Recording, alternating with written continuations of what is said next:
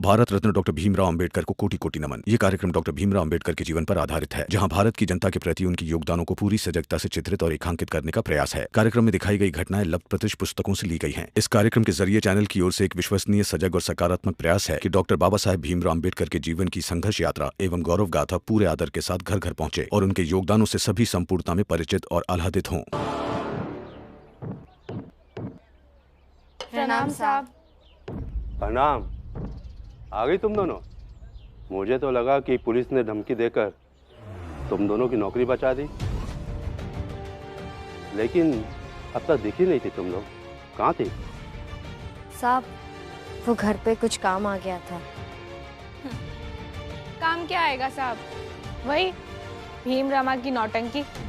और हमारा घर साहब एक तमाशा घर है। अब उसी में आए हैं तो करेंगे काम। लक्ष्मी और करुणा, काम तो तुम दोनों को करना होगा, मगर लक्ष्मी का काम ज्यादा अच्छा है, तो लक्ष्मी को पद में बड़ा बनाने का फैसला लिया है। लक्ष्मी, तुम थोड़ा मेरे साथ आओ, काम और तनख्वाह के बारे में बात कर लेते हैं। क्या? मुझे क्या देख रही है? जा, अरे जा ना। अब मजा आएगा, यहाँ भी और घर पर भी। इधर आ। प्रणाम मालिक। तू भी इधर आ। चाल वालो, बाहर आओ। अरे इधर आओ, जल्दी जल्दी।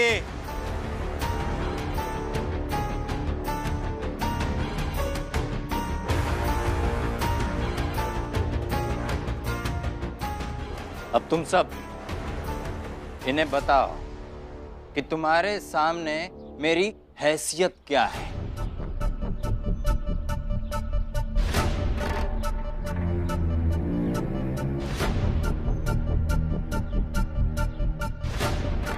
भाई बाप जैसे मालिक। और सही कहें तो अगर ये खुश हैं तो हम लोगन का जीवन शांति से गुजर जाता है। सुना आपने? माँ बाप जैसे हैं हम इनके लिए, और हम चाहे ना तो इन्हें अपनी उंगलियों पर कठपुतली की तरह नचा सकते हैं। नजारा देखना पसंद करेंगे आप? हाँ। चलिए दिखाता हूं। ए मनोहर, इधर आ। जी मालिक। ये जूता साफ कर। हाँ, अभी करता हूं मालिक।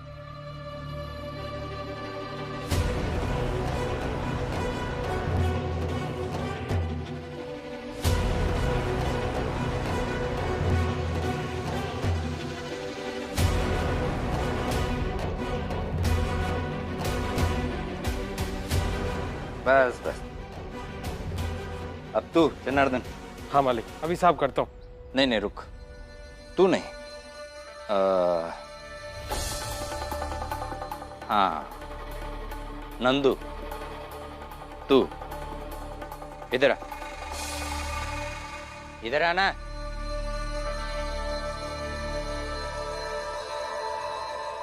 तू ये जूता साफ कर।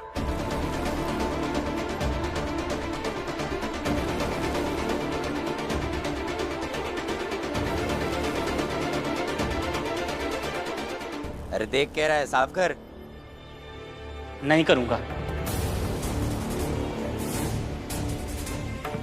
ए नंदू, नींद में है क्या? जानता है ना मुझे ना सुनना पसंद नहीं है। चल जूता साफ कर। नहीं करूंगा। ए, जूता साफ कर वरना अभी फोड़ डालूंगा तुझे।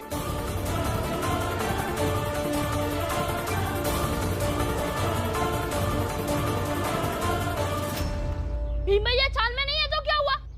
आप ऐसा नहीं कर सकते। रे भीमराव के चमचे, छोटा है इसलिए हमेशा जाने देता हूं तुझे। ए शोभा, समझा इसे, वरना दुनिया देखने से पहले दुनिया से चला जाएगा। हट पीछे। नहीं नहीं मालिक, शांत हो जाइए। दीपक, तुम पीछे हट जाओ, बात बढ़ाने से कोई फायदा नहीं है। मैं साफ कर देता हूँ जूता।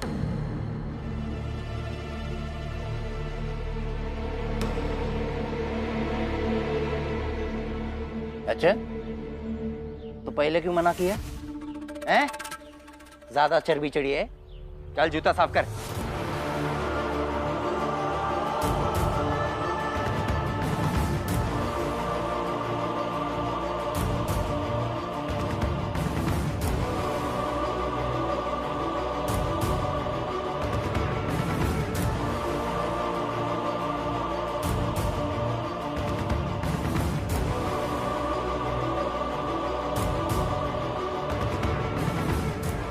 अच्छे से चमका, तेरा थोबड़ा चमकना चाहिए उसमें।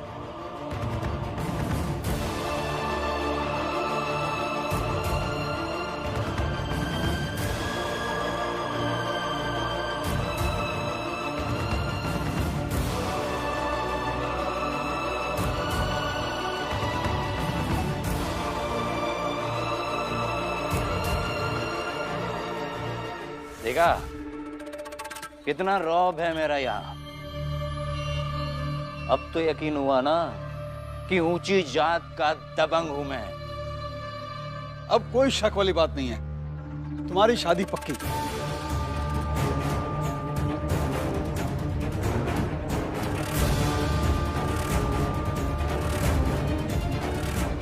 ये हुई ना बात। चलिए अभी आपको मिठाई खिलाता हूं, लेकिन इससे पहले मुझे शुद्धिकरण करना पड़ेगा। चलिए चलते हैं। आओ बेटा।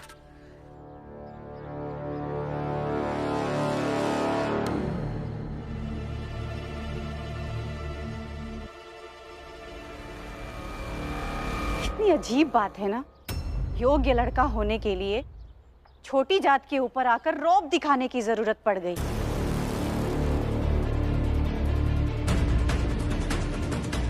हमका तो यह ना समझ में आवत है कि हम हैं कौन। अगर भीम यहाँ पर होता तो उसे बराबर सुना देता।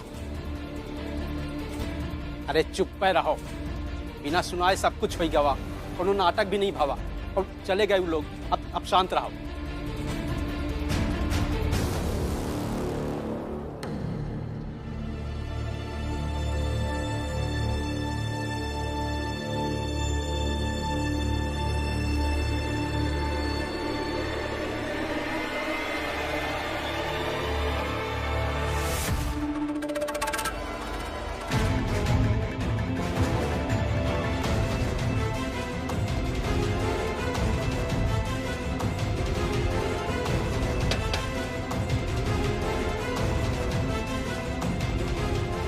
इतनी हिम्मत की उस भीमराव को गवाही देकर आयो। देखो साहब, हम आपसे लड़ना नहीं चाहते, हम जीत नहीं सकते और जीतने की इच्छा भी नहीं रखते हैं। लेकिन अगर ऐसे हमारी हार की नींव रहेगी तो हम सब अपने आप से आंखें कैसे मिला पाएंगे? जाइए केस लड़िए। नहीं, ऐसे केस नहीं लड़ेंगे। पहले तुम लोगों को अच्छे से कूटेंगे, तोड़ेंगे, उसके बाद होगा केस, समझे? हमारी कारता की मीनार की नींव नहीं रहेगी। मानो नहीं। रुको।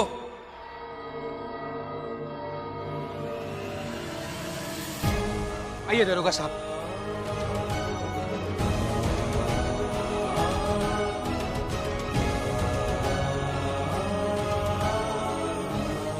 ये देखिए, यही वो लोग हैं। गिरफ्तार करिए इन सबको। इन सबको आदत हो गई है जुर्म करने की। पहले पूरन काका के साथ किया और आज इन सब के साथ कर रहे हैं। आप इन्हें गिरफ्तार करके बंबई ले चलिए। फिर पूरन काका का केस और आज का ये केस, दोनों की सुनवाई एक ही अदालत में होगी। दरोगा साहब, ये सब इस भीमराव की चाल है, हमें फंसाने के लिए। बहुत बड़ा कलाकार है ये। नहीं दरोगा साहब, ये झूठ बोल रहे हैं। इनकी बातों में मत आइए। गिरफ्तार करने के आदेश दीजिए। गिरफ्तार करो सबको। दरोगा साहब, क्या किया जा रहा है? दरोगा साहब, मेरी बात तो सुनिए। सारा खेल इसका रचाया हुआ है।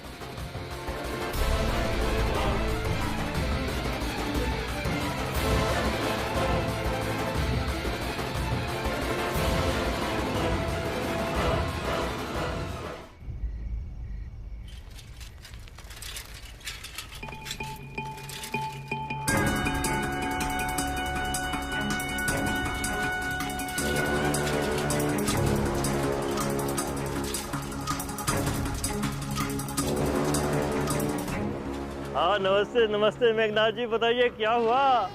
पुणे में जैसा सोचा था वैसे हो गया ना? वो भीमराव उसने निपटा दिया ना कि सरकारी अस्पताल में आखिरी सांसें गिन रहा है वो? नहीं नहीं सेठ जी, ऐसा कुछ नहीं हो पाया। हाँ? क्या बोलूं मैं, बस ये समझ लीजिए कि हमारी किस्मत ही खराब थी। मैंने उन ऊंची जात वालों को बहुत अच्छी तरह से भड़काया था। वो सब वैसा ही कर रहे थे जैसा मैंने उनसे कहा था। अरे ये भीमराव जब तक मैं वहां था ना, लाख कोशिश करने के बावजूद उस पूरन के पक्ष में एक भी सबूत नहीं जुटा पाया था। अरे और तो और उसने जाते जाते वहां के छोटे लोगों को कायर भी बोल दिया। पर क्या बोलूं, मेरे वहां से हटते ही पता नहीं उन मजदूरों के मन में न्याय की कौन सी लौ जग गई कि उन्होंने भीमराव के सामने सब कुछ उगल दिया और हमारे सारे किए कराए पे पानी फिर के। बस ये समझ लीजिए कि इतनी कोशिश की पर कुछ नहीं कर पाए। अरे कुछ नहीं कर पाए मतलब ये भ्रम टूट गया कि भीमराव बंबई से पुणे जाकर कमजोर हो गया।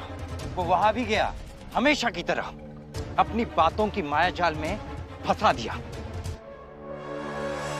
और उन लोगों ने ऊंची जात वाले लोगों के खिलाफ लिखित में बयान दे दिया है और अब उन सभी ऊंची जात के लोगों को पुलिस पकड़ कर ला रही है और इसकी सुनवाई भी कल ही है, ऐसा वो दरोगा कह रहा था। मतलब हम कर हार जाएंगे? पूरन जेल से निकल जाएगा? पूरन जेल से बाहर निकल जाएगा मतलब हम ऊंची जात वालों की थाक थौस रुतबा इज्जत उन लोगों के दिल से निकल जाएगी। भीमराव बस एक पूरन की लड़ाई से अपने जात के लोगों में इतना विश्वास पैदा करेगा कि वो लोग हमें सलाम नहीं करेंगे और हंसेंगे, हम पर हंसेंगे। कुछ करो मेघनाथ जी, कुछ करो, नहीं तो बर्बाद हो जाएंगे हम। नहीं सेठ जी नहीं, बिल्कुल नहीं हारेंगे हम। आज तक हम ऊंची जात वाले ही राज करते आए हैं और आगे भी राज करेंगे। अभी तक वो भीमराव जीता नहीं है ना, ना ही अभी तक हम हारे हैं। मेघनाथ हूं मैं, मेघनाथ। ऐसे नहीं हार मान सकता मैं।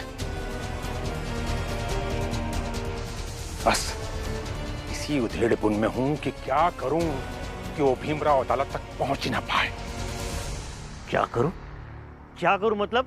आप तो ये कहते थे ना कि दिखाएंगे न्याय की मांग करने वाले व्यक्ति और अदालत के बीच में बहुत कुछ होता है, हैं? तो कहाँ है वो बहुत कुछ? दिखा दो वो भीमराव को बहुत कुछ।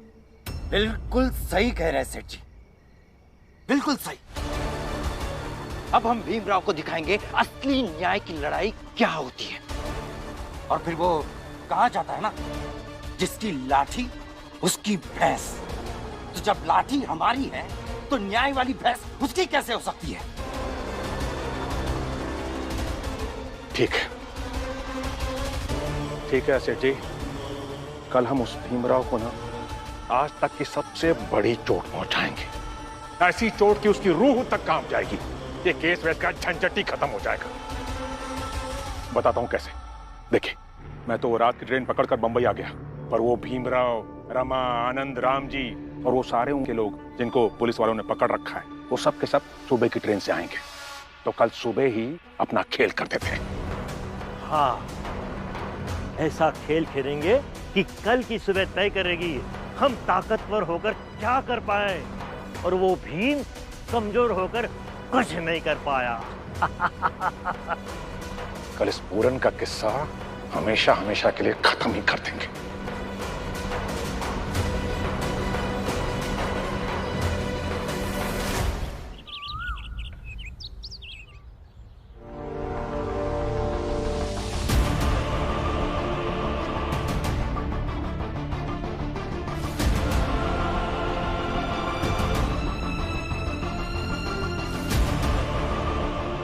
भीमराव, यहाँ से हम थाने जाएंगे, अर्जी लगा दी गई होगी और आज सुनवाई है। तुम अपने वकील से बात कर लो, कोर्ट में सुनवाने के दौरान मिलेंगे हम लोग। ठीक है, चलो आइए बाबा।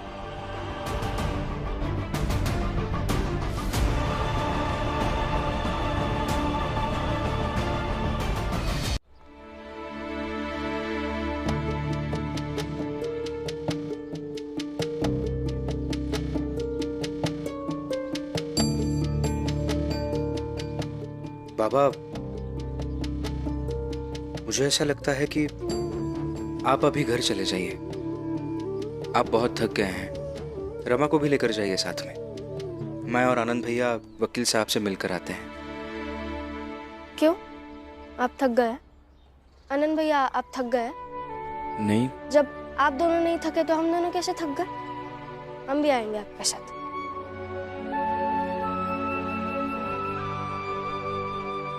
अब बताओ बेटा, जवाब दो। नहीं, मैंने तो बस ऐसे ही कुछ भी नहीं बोलना चाहिए ना भीम। आनंद भैया, ये ना कभी कभी दरोगा जैसे पति बन जाता है। जैसे अभी अभी दरोगा साहब कह कर गए ना कि मैं थाना जा रहा हूँ, अदालत में मिलते हैं, ऐसे फैसला सुना देते हैं वो। मगर दरोगा पति साहब, मैं आपकी पत्नी हूँ और ऊपर से आपका साथ देने का प्रण की हुई पत्नी होकर तो ऐसे नहीं जाऊंगी। ठीक है, चलते हैं वकील साहब के यहाँ।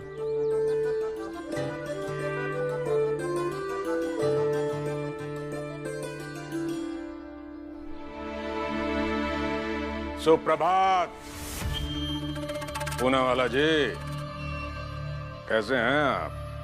ठीक हूँ। सोचा आपको सुबह की पहली चाय पिला दी जाए। चलो रे।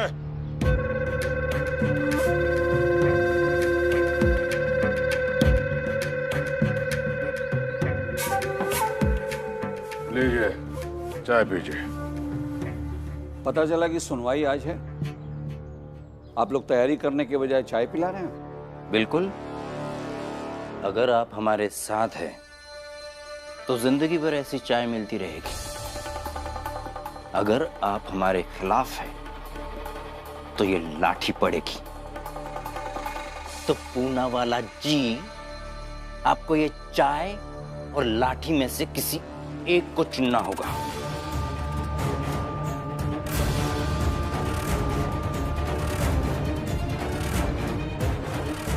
शिशुपाल, पढ़े लिखे लगते नहीं हो शायद। ज्ञान सबसे पहले मन के अंधकार को हटाता है, और जहां उजाला पुरकस हो वहां डर कैसे? इसीलिए तुम्हारी लाठी से अज्ञानी डर सकते हैं, डर कर तुम्हारी दास्ता स्वीकार कर सकते हैं। तुम जो चाहो करवा सकते हो, यहां तक कि चाय रख दो तो वो चाय भी पी सकते हैं। मगर जो ज्ञानी है, जिन्होंने शिक्षा पाई है, वो नहीं डरेंगे। इसलिए बस मैं अपने मन का करता हूं और वही करूंगा। ठीक है, आप अपने मन की कीजिए, हम अपने मन की करते हैं। बहुत हो गया सम्मान। हट, हट, हट, हट, अब तमीज़ है।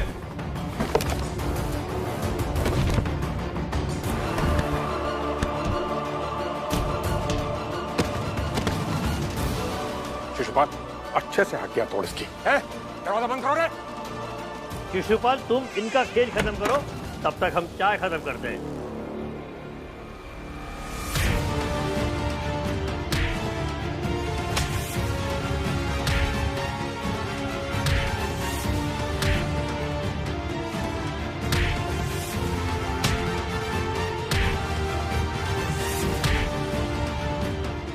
तब तक जिंदा रहूंगा ना, लड़ता रहूंगा न्याय के लिए।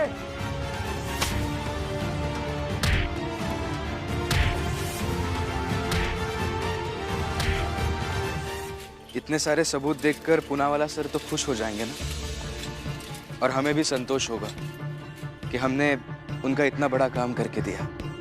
और केस जीतने के बाद मैं अदालत में कहूंगी कि केस जिताने में पूनावाले सर के साथ साथ आपका, बाबा का और आनंद भैया का भी योगदान है। और अम्मा, तुम्हारा भी। अगर तुम सही समय में पुणे नहीं आती तो पता नहीं हम सबका क्या होता। सही कह रहे हैं आनंद भैया।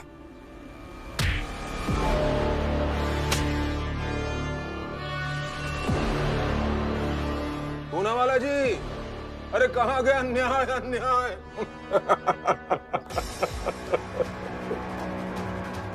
आनंद आ गया। अरे पूनावाला जी, आंखें तो खोलिए, वरना न्याय के लिए लड़ेंगे कैसे हैं? बाबा, लगता है मर गया। मरा नहीं बेटा, शहीद हो गया। न्याय की लड़ाई में अक्सर लोग ऐसे ही शहीद हो जाया करते हैं। और केस जीतने के बाद इनके लिए एक श्रद्धांजलि सभा रखेंगे। बिल्कुल सेठ जी, और उस सभा में सबको बताएंगे कि ये पूनावाला कैसे न्याय की लड़ाई लड़ते लड़ते शहीद हो गया। और लोग हमारी बातों पे तालियां बजाएंगे।